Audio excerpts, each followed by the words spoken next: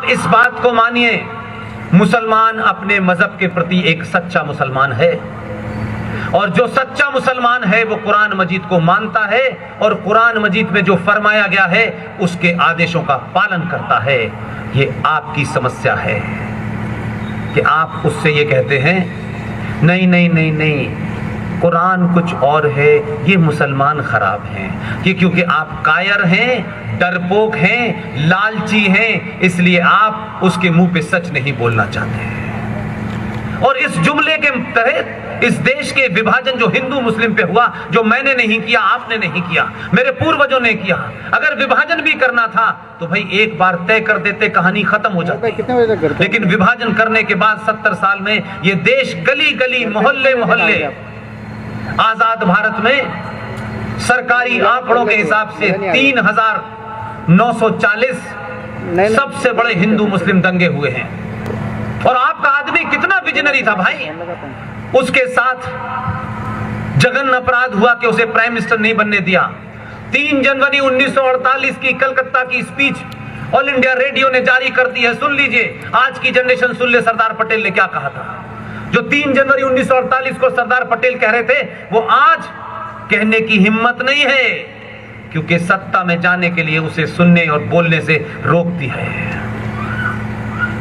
सरदार पटेल भी थे, वो भी सत्ता में थे, लेकिन फिर भी आप अगर उनकी 3 जनवरी की स्पीच सुन ले 1948 की, तो आपको लगेगा कितना बहादुर आदमी था, जीते जी सच बोल के गया। लेकिन आपने उनकी स्पीच नहीं सुनी, अवेलेबल है आज की डेट में, उन्हीं की आवाज में है।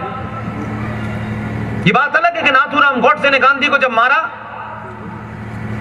तो इस देश में हजारों साल की चीजें मौजूद हैं।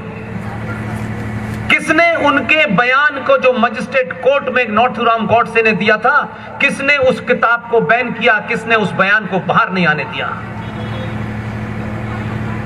ये देश तय करता कौन सही था, कौन गलत था। आखिर उस आदमी की बात तो सुनी जाती है।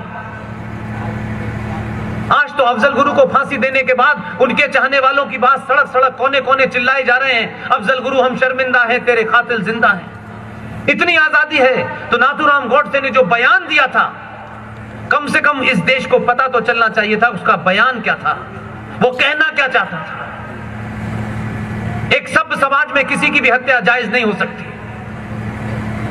और जिसने हत्या की उस कानून के तहत उसको सजा मिली। यहां तक मैं एक राय हूं, लेकिन उसका इस्तेमाल, अलग अलग इंटरप्रिटेशन। एक कोई हीरो है साउथ में, हो सकता है उसने अच्छी फिल्में की हो, लेकिन अच्छी फिल्मों का यह मतलब नहीं है कि जो कुछ भी वो इतिहास पे कमेंट करेगा उस पे उसकी अधिकार है, उस पे मेरा भी अधिकार है और आपका भी अधिकार है। उसने कहा कि पहला आतंकवादी अगर कोई था तो नाथूराम गॉडसे था। लोग नहीं जानते इसलिए चुप रहते हैं। ऐसे लोगों को चौराहे चौराहे घेरना चाहिए।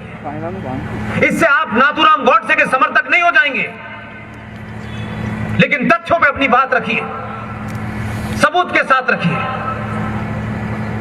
आतंकवाद में और हिंसा में क्या फर्क है?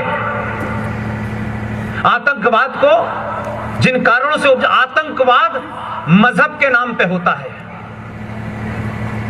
दो विचारों के बीच में डिफरेंस हो, उस पे आतंकवाद नहीं होता, उसमें मर्डर होता है।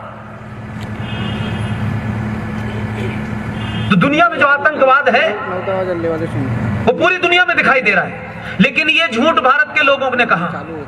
आतंकवाद का कोई धर्म नहीं होता, इन्हें धर्म ही नहीं पता चल रहा। मैं भी कहता हूं कि भारत के लोग सही कहते हैं कि आतंकवाद का कोई धर्म नहीं होता। आतंकवाद का धर्म नहीं होता, आतंकवाद का मजहब होता है। मैं अपनी बात को तथ्यों पे कहता हूं। क्या गॉडसे ने महात्मा गांधी को इसलिए मारा था? कोई मजहबी मामला था, कोई वर्ण व्यवस्था का मामला था, कोई जातिवाद के नाम पे मारा था? जिन कारणों से भी मारा, मैं फिर कह रहा हूं कि किसी की हत्या जायज नहीं है।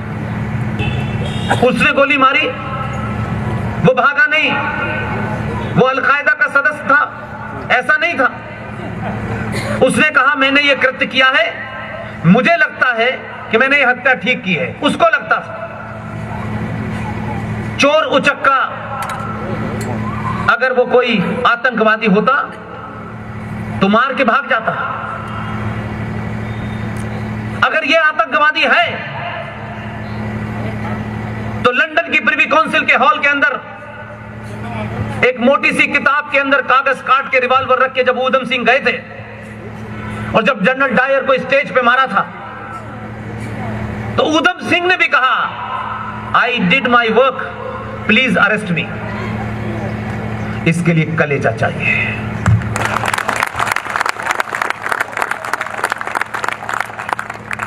जो ऊधम सिंह ने किया, क्योंकि जनरल डायर को मारा था, तो वो आज हमारे बीच में एक बड़ा क्रांतिकारी के रूप में है। लेकिन किसी ने गांधी को मारा, मैं फिर कह रहा हूं, हत्या जस्टिफाई नहीं है। लेकिन क्या कास्ट की वजह से मारा, मजहब की वजह से मारा? उसको यह लगता था कि देश का इतना बड़ा लीडर, हर आदमी की फितरत अलग अलग होती है, हर आदमी एक सा नहीं होता, इसलिए हर आदमी ऊधम सिंह नहीं बन सकता, भगत सिंह नहीं बन सकता, सरदार पटेल नहीं बन सकता, सुभाष चंद्र बोस नहीं बन सकता। भाई, गांधी ने जब यह कहा कि देश का विभाजन मेरी लाश पे होगा, ये उनका रिकॉर्डेड स्टेटमेंट है कि नहीं है? मुझ जैसे पागल करोड़ों लोग होंगे, हजारों लोग होंगे कि गांधी ने कहा है। यार, गांधी ने ये सोच समझ के कहा है, और गांधी ने कहा है तो गांधी ने इसका इंतजाम किया होगा।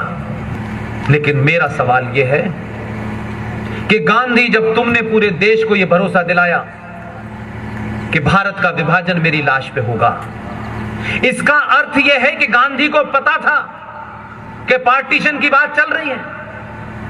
यह पता होगा तभी तो उन्होंने कहा। तो जब गांधी को पता था, तो मैं यह पूछना चाहता हूं, गांधी जी, वो मूवमेंट ढूंढना चाहता हूं इतिहास में, उस दौर के किसी आदमी को ढूंढना चाहता हूं। भाई गांधी जी, तुमने जिन्ना के सामने धरना क्यों नहीं दिया? तुमने नेहरू के सामने धरना क्यों नहीं दिया? क्यों नहीं तुम हट कर गए कि नहीं, किसी कीमत पे नहीं होने दूंगा? पार्टीशन हो रहा था और गांधी नौखली में बैठे हुए मौन थे। लाशें पंजाब में गिर रही थी, गांधी जी नौखली में बैठे थे। और जब उनको पता था कि ऐसा होगा, तो फिर उसका इंतजाम क्यों नहीं किया? ऐसे में कोई एक ऐसा आदमी जो गांधी जी का भक्त हो, गांधी जी को जरूरत से ज्यादा मानता हो, उनके शब्दों को आखिरी शब्द मानता हो, उसके विश्वास को ठेस लगी, उसने कहा इतनी बड़ी बात हो गई, और गांधी मौन रहे, उसने जाके गोली मार दी। मैं फिर कह रहा हूं, एक सभ्य समाज में हत्या जायज नहीं है, लेकिन एक सभ्य समाज में जो सबसे बड़ा लीडर है, जिसका सबसे बड़ा कद है, उसको भी गुमराह करने की छूट नहीं है।